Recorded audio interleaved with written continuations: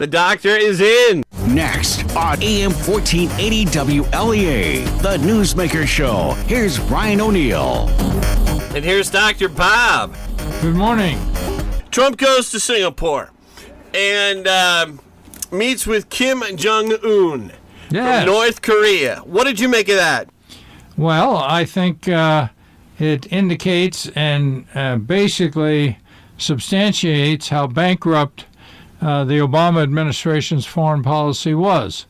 And Trump, of course, has made this point again and again and again, and he didn't have to with regard to the so-called Arab Spring, which Obama and Clinton pushed in terms of the Middle East, where they allowed stable countries to be basically torn apart, and many of them are still being torn apart. I think Trump's approach is to deal directly with strong leaders, and many of these strong leaders, of course, are not very pleasant people, and Kim Jong-un is certainly one of them. But the point is, as contrasted to what could have happened in the Middle East, if some of these authoritarian leaders were still in place, Trump is in a position to be able to negotiate with Kim Jong-un. And so this idea that, for example, the Obama administration, in which his senior intelligence man offered to enter into dialogue with the North Koreans, Obama's position was no. They have to promise to denuclearize first. And, of course, they're not going to do that because that's the one bargaining chip that they have. So Trump, by simply ignoring that sort of approach and agreeing to meet with the man, at least has the guy talking. And I think what we will end up doing is, of course, denuclearizing the whole Korean peninsula, what the Chinese will love, the Japanese will be happy with. And I think both South and North Korea can live with that. So it's a tremendous coup on the Donald's part, and once again shows that by really breaking up the previous approaches toward foreign policy and simply going out there and speaking directly with other leaders, it has some real advantages. Now, there are dangers in the thing, there's no question about it, but I think Trump and his staff clearly have a pretty good handle on this. So it is, I must say, though, Brian, a little surreal when you have CNN interviewing Dennis Rodman on how important he was to pushing this dialogue. And I think it's true. I think Dennis Rodman probably played some role here. It's a little scary, but nonetheless, he did win, 5 NBA titles, maybe more. And Doc, do you think that Trump shows up past presidents with what happened in Singapore? Well, we'll see. I think he certainly shows up Obama, and in a number of different ways. It just goes to show again how bankrupt the whole Obama administration was. But if this works out, yes, I think it will definitely show up some of the problems and some of the shortfalls of previous presidents. Now, you got to understand that the situation today is totally different from the way it was for, say, Harry Truman or a Eisenhower or a Kennedy, however you want to put that, because today the predominant position in the United States in the world is really unquestioned, and our military and economic power is so huge that you don't want to be poking us too many times. And so Trump's approach is, of course, to throw as much as he can at whomever he's negotiating with, and then ratchet it down if he has to and see what kind of offer the other side's going to make. And at that point, you're negotiating, you're talking. So, and with regard, for example, the Chinese, Xi Jinping, he has, of course, has offered, $80 billion in agricultural purchases from the United States to try to offset some of the effects of our tariffs on steel and aluminum. And Trump's view is, well, that's a start, but we've got to level this playing field quite a bit more. There's advantages in it for everybody. Again, you see him going head-to-head with Trudeau in Canada. Trudeau's not happy about our tariffs on steel and aluminum, and I expect part of this is Trump is trying to renegotiate NAFTA, which has run into a lot of criticism these days, so that this whole free trade idea is really coming under a lot of stress, a lot of criticism from some major economists. So they're beginning to change their mind here a little bit, that maybe free trade isn't all it was purported to be, and the idea that it creates a lot of jobs in the United States maybe not nearly as accurate as, say, the Clintons pushed. So there are changes there, and we assume that the Canadians and we will be able to work out, again, some sort of agreements a little more favorable to the United States. But clearly, Trump is pushing the power of the United States, and he's expecting the rest of the world to be more generous in their dealings with us. It's pretty amazing, actually. We'll have to see. But again, the whole thing could fall through. But it doesn't look like it's going to. Kim Jong-un, the whole North Korean press and such are giving Trump a lot more generous treatment. And it indicates, again, the sort of breakup approach that Trump has. He just doesn't have time for the way things have been done in the past.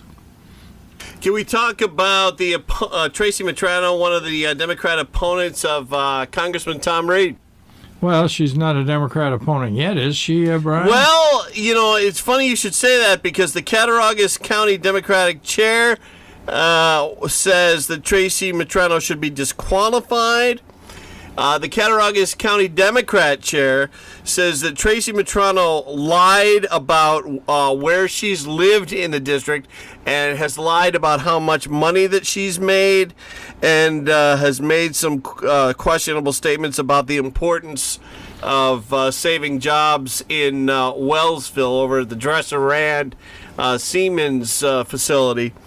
On top of that, Reed's campaign says that a Matrano campaign worker was caught on video tearing down political signs of those extreme Ithaca liberal signs. Oh, I see. Not Tracy Matrano herself, but one of her campaign workers. Do you have any thoughts on these two developments? No, certainly the tearing down campaign signs. I mean, that's not that unusual, whatever the campaign. Again, it's not clear to me who's going to be the candidate for the Democrats. I guess that primary is next week, come to think of it. So we'll just have to see. Matrano in the area around here has a lot of signs up. Whether that means she's going to get a lot of support or not, I don't know. I would guess the turnout, frankly, is going to be pretty anemic. So the candidate coming from, say, Ithaca or maybe some other areas around Jamestown and Dunkirk and places like that, where there's a reasonable Democrat concentration, should have an advantage. And we'll just have to wait and see how that plays out. I don't see any of these Democrats with any particularly strong kind of organization, which is what you need in an election like that. So we'll just have to wait on that, Brian. That would be my opinion. Yeah, and I also wanted to throw in about Congressman Tom Reed. Yes? He says that it's going to get pretty intense if North Korea does not denuclearize.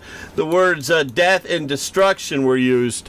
The Ithaca Voice quoting Reed there. If if Kim Jong-un does not go along. Did you have any thoughts there? Well, I don't think that's necessarily the outcome, but I do think that if Kim Jong-un returns to his previous approach of threatening and that sort of thing, beginning to fire missiles and such, then, he's going to pay a very heavy price.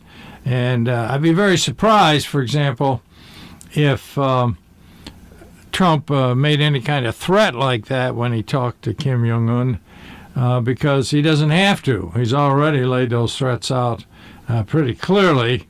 And this is a time now for Trump to be accommodating and basically being willing to work with the guy if the other guy shows some flexibility. So that hangs in the background. There's no question about that. But let's hope it doesn't move in that direction. University professor of political science emeritus, Dr. Robert Heinemann. Take a quick break, right, yes. Did you know you can save up to 50% off at local businesses by going to our website, fun921.com, and click on Shop Certificate Auction Sales for gift certificates up to 50% off. Pay with a credit card or choose to pay cash in person, then come up to our station to pick up your certificates. Don't have a computer? Visit us here at the radio station on Ashbaugh Hill Road, Monday through Friday, 10 a.m. to 4:30 p.m. Now, here are some more of the sponsors we have certificates for. B&D Stoves, Big Papa's, Country View Crafts, Honeybee's Kitchen, Leon Lacey Professional Services, Patty's Pub and Grill, and Star Automotive Services. Come back often because we're always adding certificates. Thanks for saving money with us here at AM 1480 WLEA and Fun 92.1. Checking in now with meteorologist Rob Carolyn, who's just discovered that all the Kramer sliding entrances are on YouTube. Pretty funny stuff. Nothing funny about the forecast, Brian. We have a gorgeous morning across the southern tier. Abundant sunshine, cloudiness in the eastern part of the state stays in the eastern part of the state, and we enjoy a mostly sunny day with a high of 75 to 80. Brian, some of the earliest sunrises of the year currently taking place. 5:33 this morning, the sun came up. It will set tonight at 8:49. It's given us right now roughly 15 hours and 16 minutes of daylight. The days are about this long for the next week and a half. 2 weeks. We'll be clear tonight down to about 50 to 55. Tomorrow, weekend starts with partial sun. We'll see some afternoon clouds. It's due to thunderstorms, which this morning are in Wisconsin. They'll be closer to us tomorrow afternoon. We're 80 to 85. In fact, we could see a shower or a thunderstorm by late tomorrow night, 65. Father's Day, we're in and out of cloudiness along with some sun. It's humid, hot, 85 to 90, and there will be some showers and thunderstorms. Those are likely to continue right into Monday, Brian. Dr. Robert Heinemann, Yes? Trump's accomplishments so far. He's been in office a year and a half now? Yes, well, I think yesterday was a big day for Mr. Trump, Flag Day for America, and Mr. Trump's birthday. I think it's clearly an omen that they both occur at the same time. It's symbolic of Trump's, what are you giggling for? Trump's Make America Great Again. Now we're looking at some serious successes in foreign policy so far, and I think I saw somewhere that Trump's popularity ratings are way up there right now. Drudge has joblessness is at 44-year low. Yes, and black unemployment is the lowest it's been since it's been recorded in that category. You have the North Koreans quieted down. You have us making some progress, I think, in the Middle East. So you see across the board that Trump is basically delivering on what he said he would deliver on. And I think Tuesday's primaries, which got very little coverage in the press, the candidates who supported Trump down the line, I think all won. And some of them went up against some pretty well-known incumbents or previous incumbents. And the ones that stuck with Trump won in the primaries. Now, whether they win the general election, that's hard to tell. But the fact is, I think that it is reconfiguring the Republican Party to a certain extent, and Trump's approach to tearing the place apart and rebuilding it on a much smaller scale is pretty popular with the Republicans and the public generally. So he's had a pretty good week so far, and given some of the nastiness that he's had to deal with in the past, I think he's got to feel he's going in the right direction. So that means basically I think America is going in the right direction. Now we did see, I think, I don't know if you saw it, the Siena poll, recent poll on the gubernatorial election. And, no, I didn't. How did that come out? Well, Molinaro's doing pretty well, actually. I think he's down against Cuomo maybe 19 points at this point. But the poll really deals with only two candidates, Molinaro and Cuomo. If Cynthia Nixon was thrown in there as a third-party candidate, I would guess Cuomo's margin over Molinaro would be quite a bit narrower. So the poll shows that Molinaro generally is pretty popular and well-liked among people who know who he is, and because there is a pretty clear name recognition problem. Was Libertarian Larry Sharpe mentioned in this? No. Well, you give it up with that guy, Brian. Well, I just come asked. on. Just 'cause he sends emails. He I just shook wanted hands with you and sent an email or two. Come on. Let's stay it's not that serious. cozy. I just, Right. It has been said you've never that called many him a reporters ignore the libertarian movement and libertarian officials, so I try not to ignore the Why third-party not guys. go ahead and ignore him? Cynthia Nixon, I think, is a third-party candidate that could be pretty effective. We'll just have to see. But again, the Siena poll again shows Cuomo up by about 19 points. But at this point, that's not too bad a position for Molinaro to be in, especially if you threw in a third-party candidate, which, again, we're not quite sure how the polls would break. Again, Molinaro, among independents, does very well against Cuomo.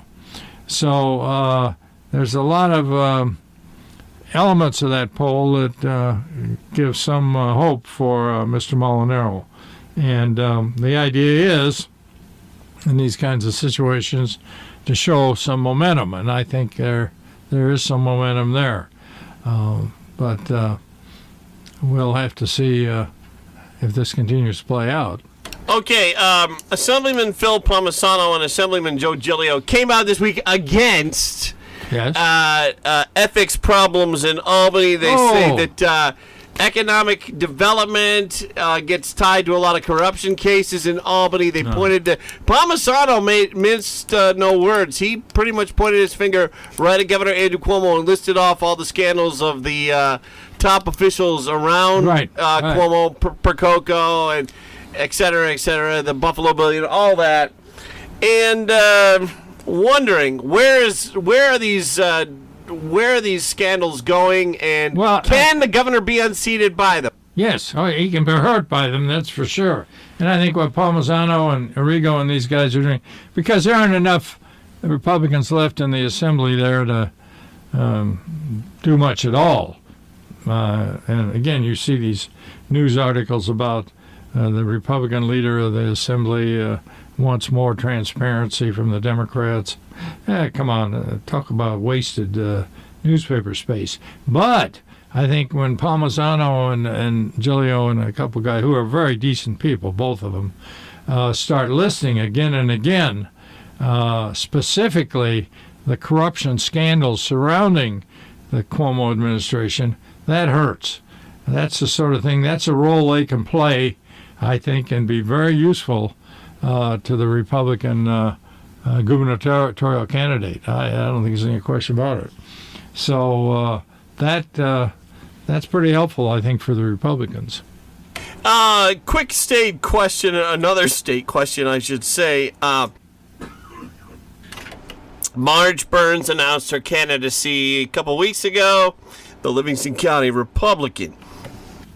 Then you've got what was it, Wednesday of this week that Joe Arrigo announced that he's seeking re-election for that seat. What do you think of that race, Marge Burns and Joe Arrigo? I think Marge Burns is coming on pretty strong. And we'll just have to, we'll just have to watch this. I think, we'll just have to see. It depends on how well organized Burns is, and what kind of organization she has. I guess I don't want to comment too much on this because we don't have too much more information on where these people stand, etc. But at this point, I think it's a race. I don't think there's any question about it. And Burns has been endorsed by the Livingston County Republican Committee and by the Conservative Committee in Livingston County.